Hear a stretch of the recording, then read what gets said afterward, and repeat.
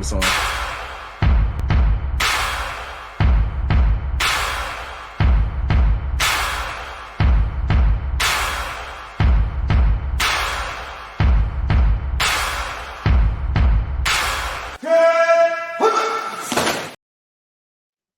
I heard you, so you better be ready to go whenever the question comes. Anyways, Right. welcome back, everyone, to my 32 fan series. As you can tell, we are in the NFC South. So a couple of things before we begin. This is the end of April. So if anything happens in May before this releases, we're not going to talk about like any injuries or any crazy trades or anything like that. And then the draft just happened. So there's that. And also we don't have the schedule.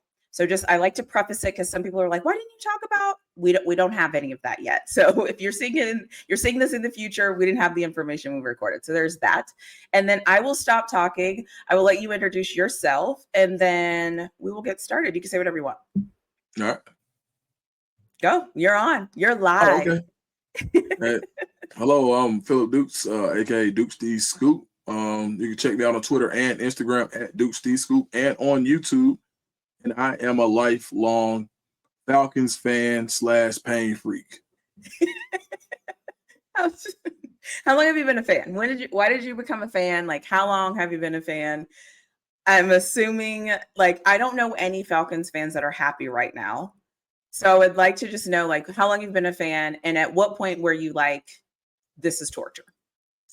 I would probably say I've been a fan since I started paying. I would say since about 5-6 years old, just based off locality. And I went to a couple of games early on when they used to play football, when they used to play at the Atlanta Braves Stadium before the Dome was built, when they used to share a stadium. Okay. So, yeah, man, it always stood out to me being able to see like football players playing on the baseball field, as you would see like the diamond still be out there kind of. So, been a fan ever since then.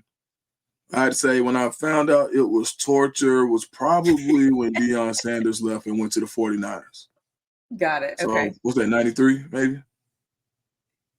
It was it was torture even back then? For sure. Yeah, man. No question. Like the franchise player, best player in the history, turned the city up. MC Hammer on the sideline. We just got black jerseys.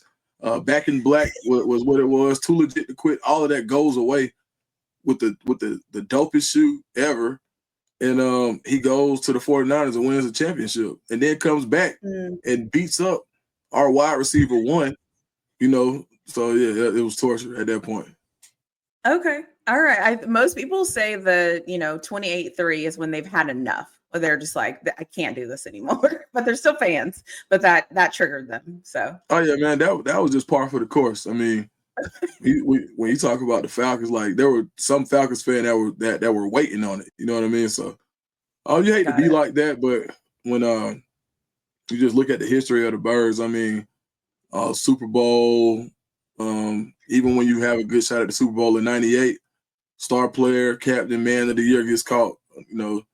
Gets arrested the night before the Super Bowl, right? So, just. It is what it is. They I call it the falconing. Like it don't matter what happened. It's like a separate F word, the falconing, and that's what happened. So, but yeah, man, they mine, and I'm stick beside them. Okay, I love it. I respect that. So, what are your initial thoughts on your team's performance last year? And then, do you have a song that describes how you felt the season went last year? I'm gonna say "Lost Ones" by Lauryn Hill would be my song, because we lost a lot of ones, not just ones. One-on-one competitions on the perimeter. We lost players to injury. As you saw, like Braylon Trice never got a chance to really lace them up last year on the field. Third-round pick that you never got to see last year. And then, too, just missed opportunities. When you watch the opportunities against – where you had a chance to still play yourself into the playoffs against the Commanders last year, and you lose that game in overtime. Just a lot of missed opportunities. So I thought Lost Ones was a very apropos song, but – outside of that, I'll probably go with as far as how I felt about the season. I feel like it's a building season. I felt like there was a lot of redundancy in the quarterback room. You didn't have to have Cousins and Penix, but it worked out, right, in a weird Falcons kind of way. For once, things kind of shifted in your favor. So, I think the Falcons set themselves up where you could see where you could add a pass rush because they were once again, I think, either 31st or 32nd in the league. I believe they were last in the league in sacks again. They're so close, though, too. Like last year, I picked the Falcons to win the division this year because I felt like they were so close. That was before they did the Kirk Cousins and then before the draft. Because, anyways, it doesn't matter. But even watching this season, I was like, they're so close. I feel like every time before the games transitioned to like the afternoon games, the Falcon games were so close. So, yeah, typical, huh? Yeah, I mean, if it was horseshoes, the Falcons would be in the Super Bowl. That's awesome. And then what is that place called in the arena where it's like the fans and they're waving the towel or the flag? Right? Yeah. What is that area called? Is it called something? I forgot. Okay. I don't know. Is it fun there though? Is it like it's like a day party? Oh, okay. I just see the flags going on TV. Yeah, the Falcons is like, it's like a day party. So like even if you don't like the Falcons, like people have gotten so used to the Falcons losing, they'll go to the game and get lit anyway. Like it's like, all right, it's just gonna be fun. So I mean, outside is usually like the last Falcons game I went to, there were 3 rap performances. Youngbloods, the Youngbloods performed, the dude saying the Cupid Shuffle performed, and Crime Mob performed. That's so Atlanta though. Ain't it though? Yeah, I love that. I just always see the things waving on TV and I'm like, what are they doing? I want to go there. I want to be a part of that. Whatever that is, I want to be a part of it. You should absolutely come to Atlanta and be a part of it. I mean, it's fun. It's an experience. It's 1,000% the blackest NFL game in the National Football League, for sure. Yeah, I might just need to go for the culture at this point. Absolutely. Yeah. So last offseason, I was pissed at the Falcons because I'm like, what are we doing? And then the draft happened. Then I was even more pissed because I felt like they needed a pass rush last year. Anyways, whatever. How do you feel like they did in free agency this year? But the problem is I know that they're strapped for cash. So I'm like, how are you feeling? Like as a Falcons fan, are you like, well, we can't really do much in free agency, but I think they got out with Leonard Floyd, they got the most bang they could for their buck. When you think about someone who has some gas left in the tank, someone who benefited from a Raheem Morris system in the past, a local guy, University of Georgia. I believe Leonard Floyd is actually from, I need to look up where he's from in Georgia, but definitely someone who has familiarity with the Atlanta area due to his ties to the University of Georgia, former first-round pick. So, I thought free agency you did as much as you could with what you had, bringing back Kadarius Hodge as a potential 3 or 4 receiver, someone who can help you in the return game, and someone who also had a game-winning touchdown last year, so who performs big in clutch situations. So having really nothing to work with, they did a lot with a little, and I think it set them up to have a good draft where they knew they had to go get bona fide starters. And that they did. Well, first of all, how do you all like Raheem Morris? Is the fan base cool on him? I know it was his first year last year, but like, are they cool? Are they okay with him? Like, how are they feeling about him right now? It's mixed. Okay. I think some of the decisions he made last year kind of ticked some people off, like how long he stayed with Kirk Cousins, how long he stayed with Young Wei Koo if he was injured. Also, waiting so late to take the defense over from Jimmy Lake last year. So there were some decisions that Atlanta fans like. Some people don't like the fact that he wears capris. Like for real? Yeah, I mean, I wish we had a picture to bring up. I don't know if they technically capris, but they like short man pants, I guess. The things but that's what I always tell people. Like the NFL is so finicky on the weirdest things. Like if I was looking at him, I wouldn't even notice. I remember when people used to get mad at Tomlin for wearing black Air Force Ones. I'm like, I say I would love my coach to wear black forces. I would, like, that's an Atlanta thing. Yeah, but that's what I'm saying. But like for me, I just thought it was normal, right? I'm just like, of course he's wearing them. But other people are like, why is he wearing those? And I'm like, I didn't know. Anyway, black forces, you don't BS. That's perfect. Like you gotta have a pair of black forces. I love that. Yeah, you got to. So, and Tomlin's my guy, so I don't care what anybody says about him or what I say about him. I might go in on him sometimes, but he's whatever.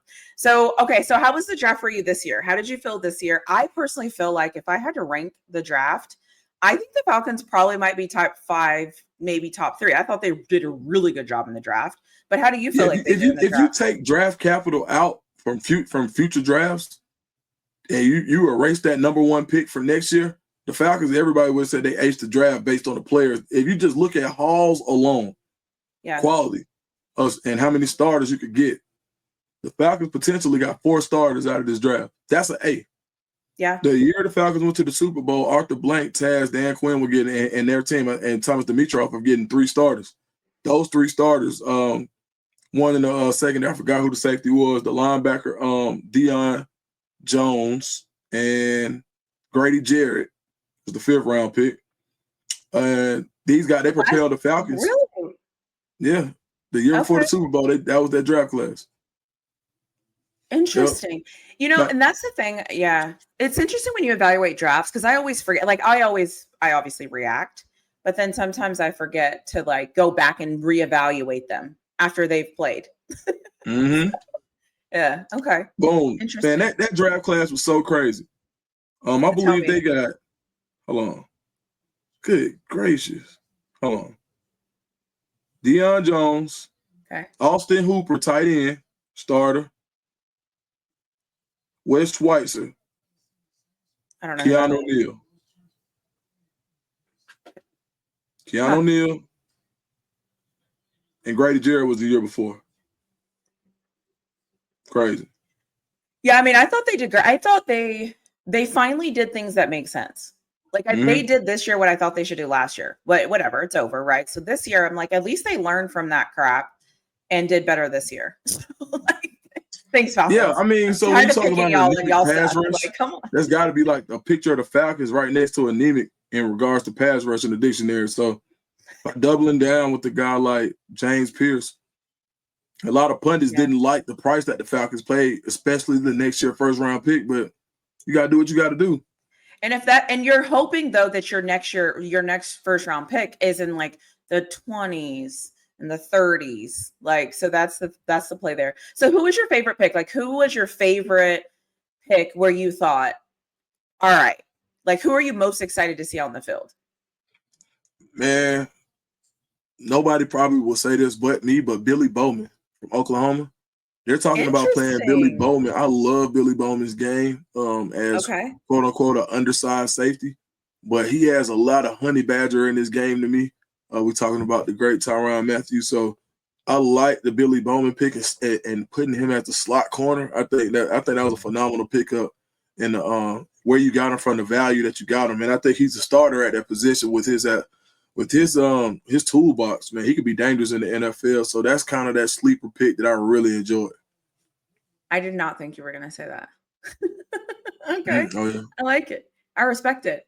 So what are your expectations for the season? Are you all like contenders? Are you pretenders? Are you rebuilding? Are you, I don't know what the hell are you? It doesn't matter what we do. We're not going, like, what you feel like they should contend for the division and a wild card this year. I see the Falcons in the playoffs. I mean, when you look last year, starting off 6-2 and letting the bottom fall out, like, and I felt like a genius at 6-2. Yeah, so I mean, you look at how long you stuck with Kirk Cousins, who came out later in the season and said he had an injury. Having that type of performance for Michael Penix early on, letting him build some confidence. Like now, I think getting the 6-2, 6-3 mark is going to be where you that's where people start to kind of pay attention, because you've proven that you can play. Like, you got to think, the Falcons beat the Eagles. Yep. I mean, even though it was early in the season, you showed that, like, top end, like, there was enough there to beat a team like this, I think. And then year 2 with your offensive coordinator, man, his name slips me right now. I'm sorry.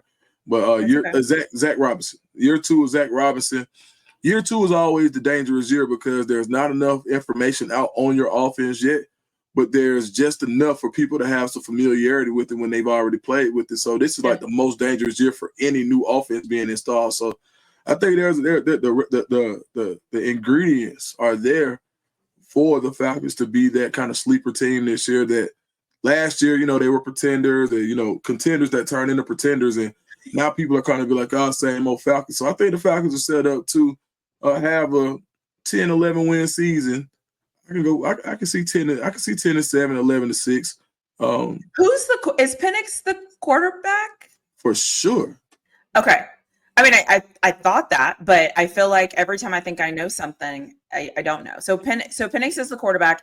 Is Kirk Cousins the backup, or is he going to make it? Like, what are they saying about that? A lot of people didn't expect Kirk Cousins to make it through the draft based on that draft capital for this year. People were thinking that the Falcons being short on picks with the after the Matthew Judon trade, they were thinking that the Falcons and trading up that the Falcons were going to try to find a home for Kirk Cousins. The Browns were the perceived trade partner.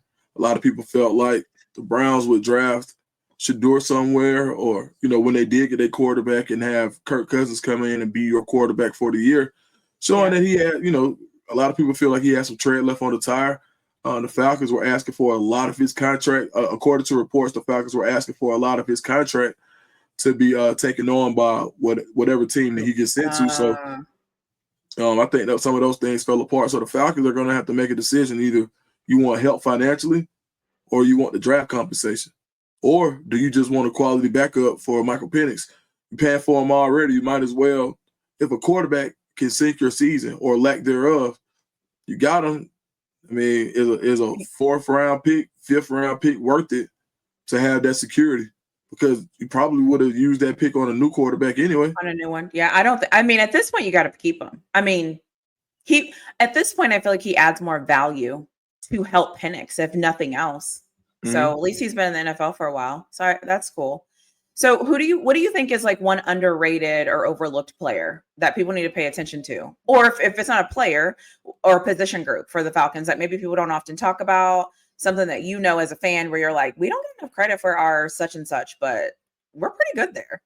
I think the running back room we always highlight with Bijan Robinson. And I love Bijan Robinson, but I don't think Tyler Algier gets enough credit. I think he's probably a starter on a lot of teams.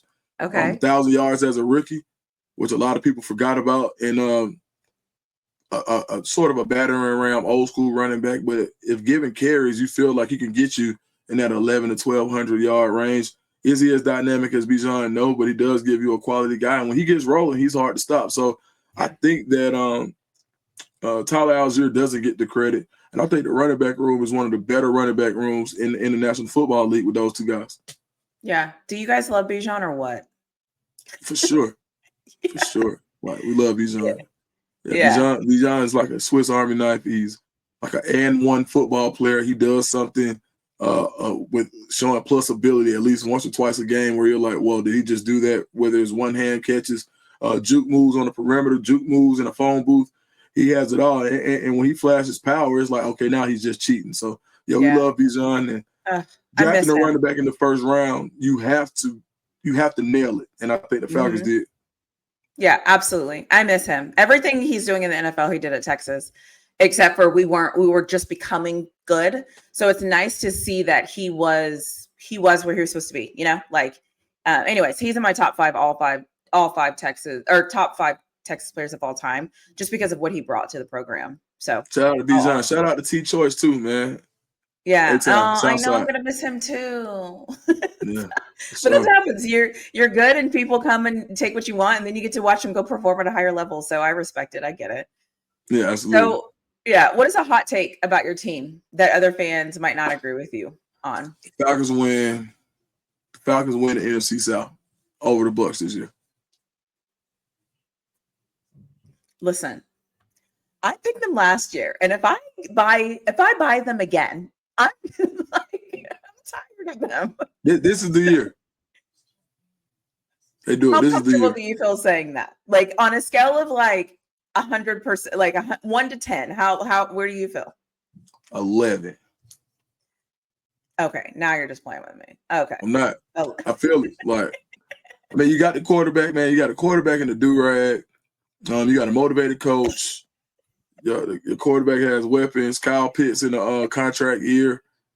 You got James Pierce Jr. You got Jalen Walker. You got 2 guys to rush the passer. Jalen Walker's masterful. Yeah, shout out to J Walk. Yeah, I know you watched that Texas game. Yeah, J Walk's coming out party, and Leonard Floyd there. You got Braylon Trice, who you didn't see last year, so that's like getting a 3rd round pick that you didn't have last year.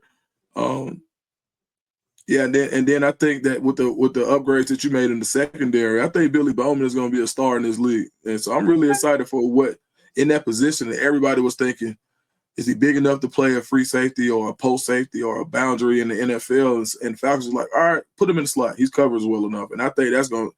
Yeah, I think he's perfect for that role, and I think he's going to be a dynamic guy that gives you a lot of options. And I think Ulbricht, who's known for doing a lot with this slot corner, no matter where he's been, he's going to have a field day using Billy Bowman. So, and he's got a great name. Billy Bowman sounds like a cowboy, like.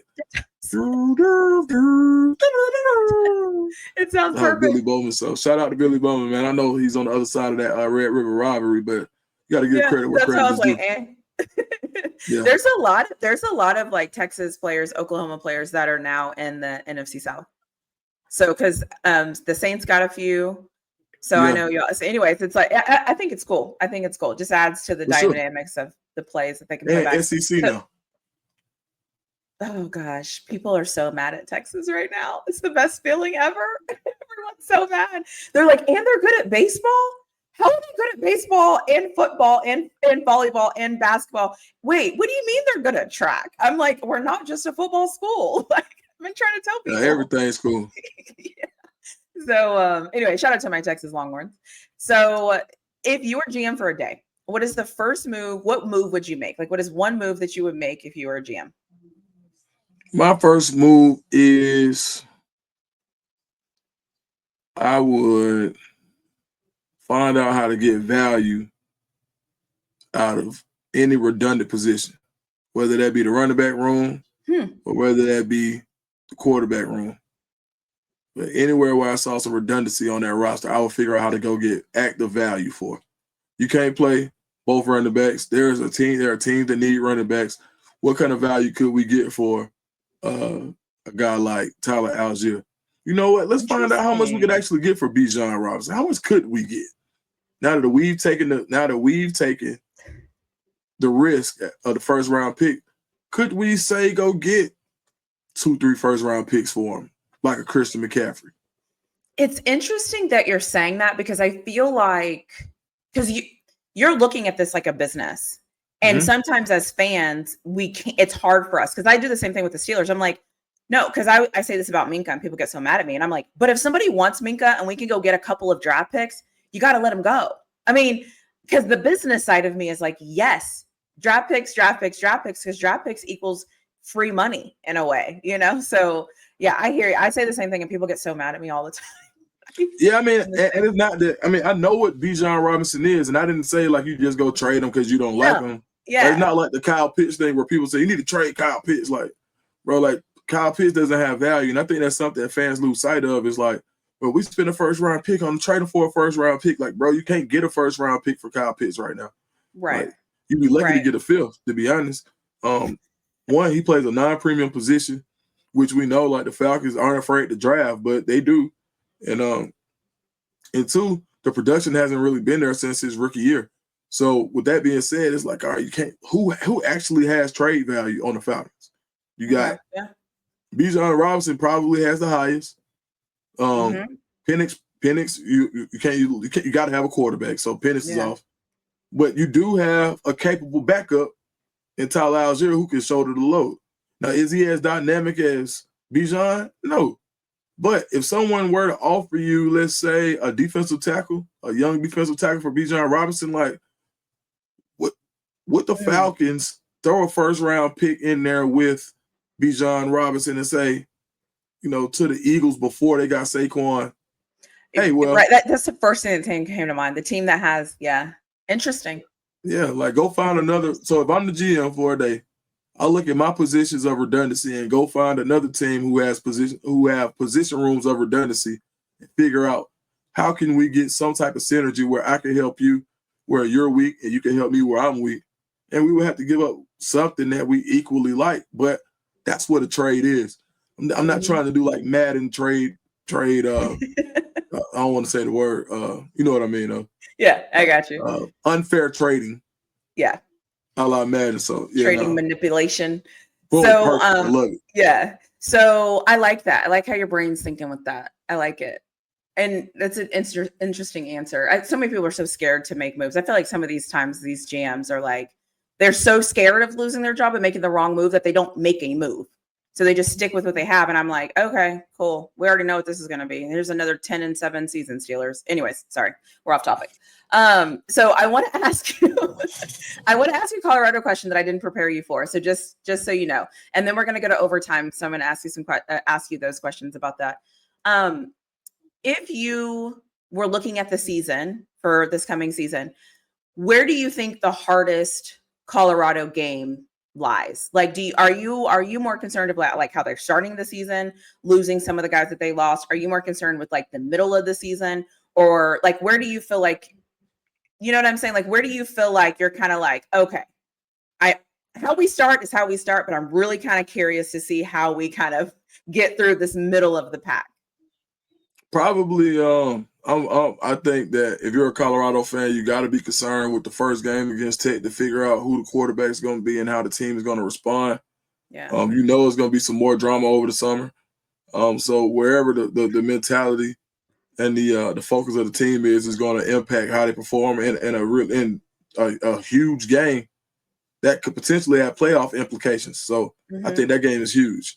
I think the second game, I believe, is West Virginia on the road. So the second game, it gets a little wonky there. So it's like Georgia Tech, and then I think it's like Wyoming, Delaware, like those. Yeah, no, my second game that I feel like that you're worried about. Oh, okay, it's West Virginia. Okay, yeah, okay, yeah. I believe, is that game on the road? I believe it is. What is it called? What's it called? Mountain. Anyways, yeah, I think it's on the road. I didn't prepare you for this. We're freestyling. I'm looking it up now. We're exploring. Come with me while we explore. I'll tell you, got to figure that out. If you would have sent it to me, I would have known. No, I just thought about it as you were talking because November 8th. November 8th. Going into Morgantown. Morgantown, that's what it is. I was just asking you because I think that sometimes whenever a team loses like such staple players, my expectation of them at the beginning is not to have it all figured out, but sometimes like you have it figured out, but you don't really, right? It's kind of a facade because it's the first game and you spent all offseason preparing for it. Like, for example, if Arch Manning comes out and plays phenomenally well against Ohio State, it's not going to shock me. What's going to shock me if he continues that, right? Like, I feel like if he plays at a high level, he kind of has to level out. So I'm just curious to know like what you thought about Colorado. Yeah, I think that's a true litmus test going across the country. To a place that gets really rowdy. You know, Rich Rodriguez, who's back home where he really made his bones, is going to have a good running game. He's got my man, oh my God, he's got not Looper, the running backs coach. I haven't I'm going to tell you in a minute. Lee, it's my man too, man. Sorry, dog. But got another, I think the running back. Is it the coach that we got from, didn't we get a coach from the West Virginia? Didn't Texas get a coach, the running backs coach from West Virginia? I think so. I believe they did. No, hold on. Texas still got Tashard Choice, right? No, Tashard Choice went to the Lions. No, he didn't. Breaking news. Oh, I just learned something. Tashard Choice is not with Texas Longhorns. No, he didn't. Now. Yeah. Larry Porter. Man, ALP, my bad, bro. If you see this LP, I'm sorry. Coach Porter, man. Larry Porter, he was at Auburn a couple years ago, man. Shout out to LP. Oh, okay. Man. Okay. Yeah. Tashard Choice went to the league. He went to go coach with the Lions. I'm for the text him. Yeah. I had no idea. Yeah. Actually, I don't even got his number. I'm off of the DM. That's what I'm finna do. That's so funny. Since we're here, so what do you think my chances of the Texas Longhorns beating the Georgia Bulldogs in Athens this year? They're good. Give me like on a scale of 1 to 10, what do you think the chances are of my Texas Longhorns beating the Georgia Bulldogs in Athens this year? At least 50-50. I say this like I'll Georgia. Take that. Yeah, Georgia doesn't have they're really like mirrors of each other. You got a lot of talented guys who haven't done it. We're mirrors of each other? For sure. I mean, this is phenomenal. Like, This is phenomenal. Keep talking. Yeah, absolutely. You got the quarterback room. The Arch Manning, who hasn't done it on a consistent basis, play some spot action. Same thing with Gunnar Stockton. Both 5-stars who I believe these guys were in the same class, if I'm not mistaken, that have not been had to carry on for an entire season. 2 young running backs who haven't been the guy yet for different reasons. The wide receiver room is going to have new stars, right? Think about the offensive line, retooling. I think Georgia has more players. Well, Georgia lost their stalwart center. They also lost a guard / tackle. So I think these teams are really mirrors of each other. You got some really young guys who are looking to go. You look at the linebacker room, carbon copies of each other when you got guys like Raylan Wilson and C.J. Allen. Then you also, what's the linebacker name in Texas that's so damn good? Anthony Hill Jr. Anthony Hill Jr. So, he should. I mean, I don't. Right now, he's got to be the first linebacker off the board. So when you look at what they have, I think they both have a little bit to be desired on the defensive line. Like, they're really carbon copies of each other. So looking for those next guys to step. The secondary, Texas is excuse me, you haven't seen Texas's transfer portal pickups, okay? They got to play. I'm just messing with you. For sure. Totally kidding. They got to play. No. I'm totally kidding. Yeah, I mean, and then you look at the transfer portal pickups. They both did well in the transfer portal. I think the winner of that game wins the SEC. Listen, I will take a carbon copy because all I've ever wanted for Texas is to show me the same grit that Georgia shows when they play. Like, I want that. All of my teams because the Steelers have it. With that, you know what it is. You know, the aggressive, the dominance, the we don't care about you, that I need Texas to gain that right now. Like, gain it. Like, I don't care. I don't care if we blow you out and it's 45-2. I don't care. We're going to win this game. We're going to run you over because you are irrelevant. That's how I want Texas to do. But I mean, we'll see. They have to get it. So it's on them. So anyways, all right. Well, we're off topic. So thank you for going off topic with me. Sure. Okay, so cool. So let's get to my overtime questions, which happen to be kind of my favorite questions in a weird way. So the first one is, which division rival do you love to hate? Saints. Why? Why Saints? That's our rival. Man, New Orleans is the city stink. They always talk trash. They swamp. They eat out the swamp. And we don't like them in Atlanta and during football season. Now, I take all of those things back outside of football season, but during football season, that's how I feel about New Orleans as a city, town, and record label. Okay. I respect it. If you could change one thing about your franchise, ownership, stadium, uniforms, anything, what would it be? I'd own the team. You'd own the team. You said you'd idle the team. I was like, damn, so harsh. So, okay. I mean, easy, right? Easy, you know easy. What? If I could change, and if not me owning the team, I would allow, in the off season, I would allow the churches, the former congregations of the churches that they built that they tore down to build a dome. I would allow them to use the dome for Sunday service, in the off season, and then during the season, I would give them at least 50 season tickets on both sides for both churches. Yeah, when you owned it, yeah. Would you hire me to be a part of this organization? No. No Pittsburgh Steelers fans allowed. Listen, if it's between fandom, I could be your GM. I would kill it. I would kill it being your GM. I'm just saying. Only people from Atlanta. I think the GM is going to be Gucci Mane. Oh, God. I know he could pick a defensive lineman. I know he can. Like, I know Gucci. Amazing. I know Guwap. Shout out to Wap. Probably have I probably have the president. Probably be Pac-Man Jones. Then I'll probably have T.I. be the job. GM. Tip as a GM. Huh? And now I got to beg for a job. So first of all, I have to beg for a job, and then you're going to give all the good jobs to all the men? I ain't even done yet. And I have we'll have Shirley Franklin, who used to be the sheriff. We'll make her the mayor. She was the mayor. We'll have Shirley Franklin. She'll be like the treasurer. She'll be the COO. She'll be the COO.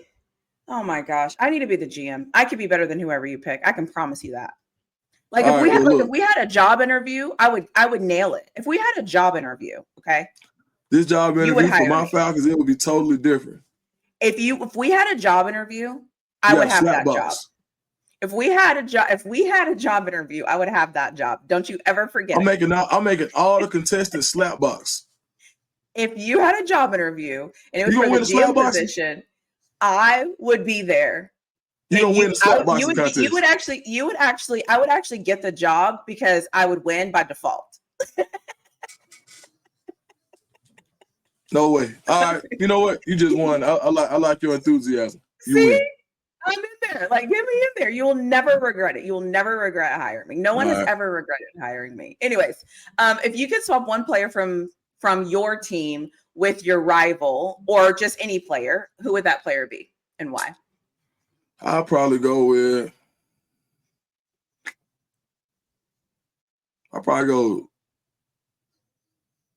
nothing personal, but I really like Jamar Chase's game. So I'll probably go that one player I wanted to add. If they ask for my one receiver, I like Drake London. But okay. I think the Falcons, I think Michael Penix to Jamar Chase would be deadly. So okay. Yeah. I love it. I would trade those guys. I love that. And then my last question for you is describe your fan base in 3 words. Can you cuss? You can say whatever you want to say. Black as fuck. Okay, that's one. That's what's saying. So you're just going to leave it at that. So y'all are going to be a statement. You said 3 words or less, right? Yeah. I mean, I didn't expect that, but if that's what you wanted to be, okay. You said describe the fan base? Yeah. That's it? Yeah. Okay. But all right. Hold on. I'll do another one.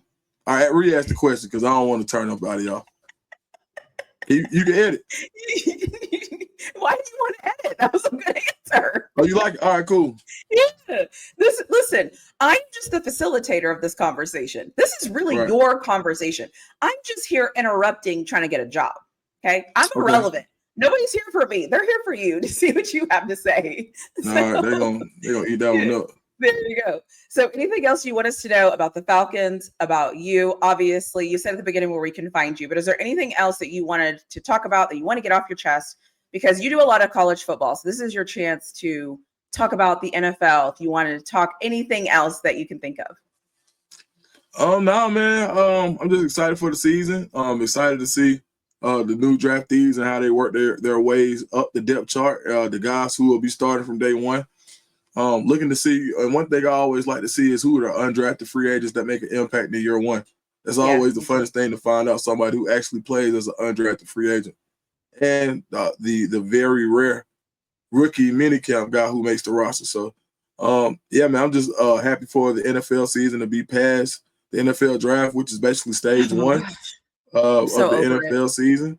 And now we're rolling into the 25 season. Now you got mandatory rookie mini camp, then you go mandatory camp, then you voluntary, then you go to OTAs and shoot. And before you know it, I'm weird. I always look for that June 1st designation just to see like how much people actually like their draft picks. Because I feel like you kind of get to see in that moment like which veterans are like surprisingly going to be cut. So anyways, I didn't ask you. I just want to say this because if you don't have anything to say, you don't have to say anything. I just wanted to bring up the whole Shador thing because we would be remiss to not at least bring it up, acknowledge it. I'm honestly, it is what it is at this point. By the time this releases, it will really be over with. But I wanted to bring it to people's attention. So we're not avoiding it. It is what it is. Like it is what it is. I don't know what else to say about it at this point, but I just wanted to bring it up. If you have something to say, great. If you don't, that's fantastic. But I know some people are going to be like, why didn't y'all hear it? No, I mean, Shador, it's water under the bridge at this point. You know, he's over it. He's working out. He's getting ready. And I'm just excited to go see him prove 32 teams wrong.